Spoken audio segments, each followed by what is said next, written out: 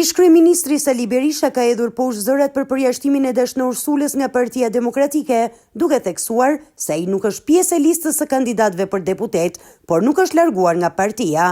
Deklarata e tij u bë përpara mbledhjes së kryesisë së Partisë Demokratike, në një kohë kur mediat kanë spekuluar për një përjashtim të mundshëm të Sulës. Lista e hapur s'është përjashtuar, as mund përjashtohet, por ai ka meritat e veta.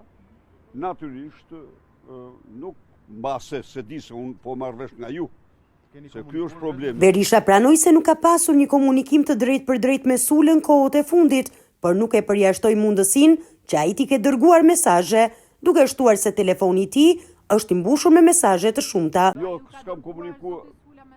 Mund tani ky imi këtu ka mira mesazhe, edhe mund të ketë dërguar, nuk e përjashtoj mundësinë. Por kjo që mund t'i them, ai është njeri i respektuar. Berisha e cilësoi Dashnor Sulën si një njeri të respektuar në radhët e Partisë Demokratike dhe sqaroi se vendimi për të mos e përfshirë në listat e kandidatëve nuk ishte një akt personal, por pjesë e strategjisë së partisë për zgjedhjet e ardhshme. Tani të miratohet lista, se s'është miratuar, nuk më shkon mua tani të nxjerr listën kur s'është miratuar, se nuk është miratuar. Po një nga 5 çështjet më të rëndësishme Elbasani, ju më të votuari nuk do e keni as kandidat zoti Berisha. Ajo nuk dihet, ajo thuhet ti.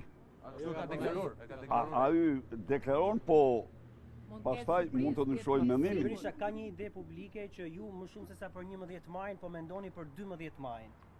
E vërteta është për qeverinë. Po mendoj për qeverinë pas 12 majit.